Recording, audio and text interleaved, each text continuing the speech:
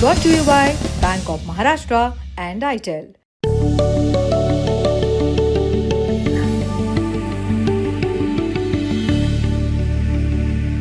2 दिन की अमेरिकी यात्रा पर पहुंचे पीएम मोदी ने पहले दिन अमेरिका की नेशनल इंटेलिजेंस की डायरेक्टर तुलसी गबार्ड से मुलाकात की। ये मीटिंग सीनेट की ओर से तुलसी की इस पद पर नियुक्ति के कुछ घंटे बाद ही हुई। मुलाकात की तस्वीरें शेयर करते हुए पीएम मोदी ने लिखा कि वॉशिंगटन डीसी में यूएसए की राष्ट्रीय खुफिया निदेशक तुलसी गबार्ड से मुलाकात की। उन्हें नई नियुक्ति के लिए बधाई। भारत अमेरिका मित्रता के विभिन्न पहलुओं पर चर्चा की, जिसकी वे हमेशा से प्रबल समर्थक रही हैं। तुलसी गबार्ड कौन है, अब ये ब्रीफली जान लेते हैं। रिपब्लिकन पार्टी की सदस्य तुलसी अमेरिका के पूर्व राष्ट्रपति जो बाइडेन की पार्टी, उस वाली पार्टी डेमोक्रेटिक की सदस्य भी रह चुकी हैं। साल 2020 में उन्होंने राष्ट्रपति पद के लिए डेमोक्रेट उम्मीदवार के तौर पर दावेदारी पेश की थी। हालांकि बाद में उन्होंने बाइडेन की जीत के बाद उनका समर्थन किया था। फिर करीब 1 साल बाद ही उन्होंने अपनी ही डेमोक्रेटिक पार्टी के खिलाफ रुख अपनाना शुरू कर दिया था।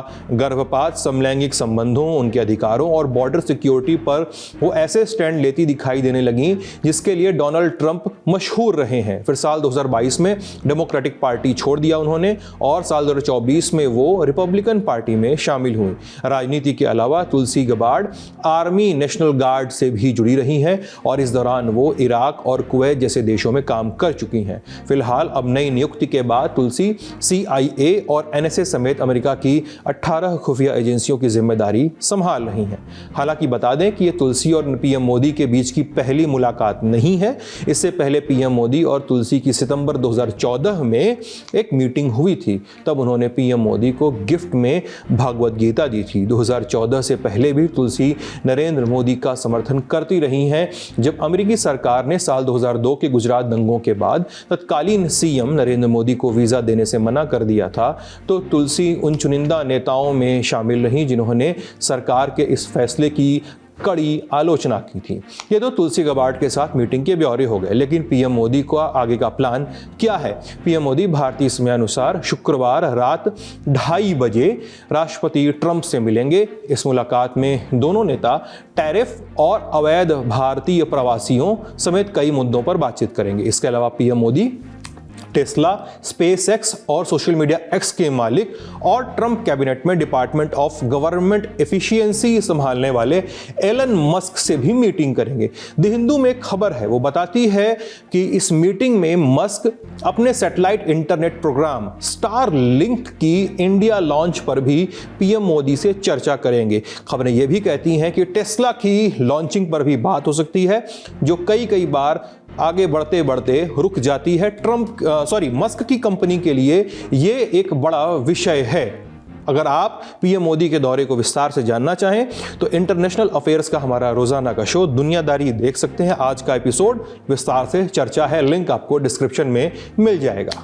अगली सुर्खी में बात इंडियाज गॉट लैटेंट के विवाद की। अपडेट्स हैं कि कॉमेडियन समय रैना के गुजरात में होने वाले आगामी शोज को विश्व हिंदू परिषद की कॉल पर कैंसिल कर दिया गया है। VHP ने कहा है कि अप्रैल में होने वाले शोज के टिकट की बिक्री भी तमाम ऑनलाइन प्लेटफॉर्म पर रोक दी गई है। गुजरात की धरा पे भी कहीं ना कहीं इस तरह के शो कर्णावती, वडोदरा, सूरत में होने वाले थे। उसका बुकिंग बुक माई शो पर चालू हुआ था, पर कहीं ना कहीं कल हमने जिस तरह से प्रयत्न किए बजरंग दल ने, सारे के सारे शो कैंसिल किए गुजरात में।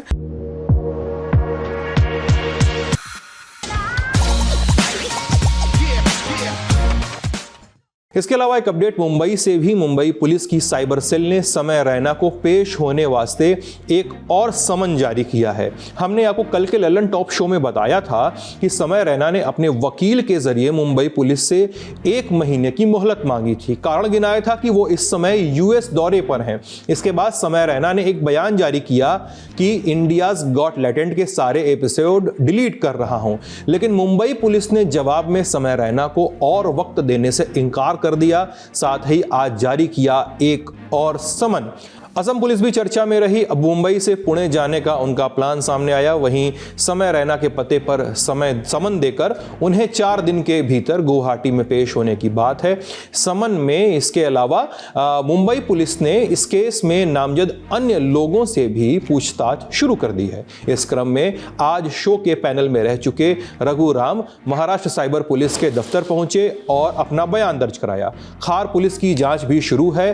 खबरें आई कि रणवीर इलाहाबादिया ने खार पुलिस से निवेदन किया था कि उनका बयान उनके निवास पे रिकॉर्ड किया जाए, जिस पर पुलिस ने यह रिक्वेस्ट ठुकराते हुए कहा कि उन्हें खार पुलिस थाने में ही आना होगा।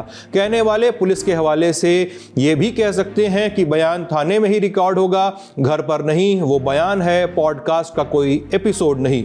खैर, सुनते हैं मुंबई में मौजूद पत्रकारों को जो शेयर कर रहे हैं ताजा अपडेट्स। शो के जितने भी एपिसोड्स हुए इंडिया गॉट लेटेस्ट, वो सारे अंडर इन्वेस्टिगेशन है महाराष्ट्र साइबर में।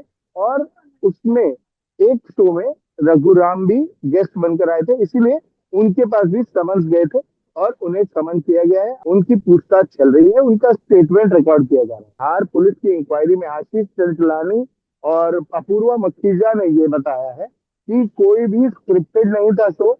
आपको नो बार्स हेल्ड, मतलब आप फ्रीली जो बोलना चाहे आप बोल सकते हैं।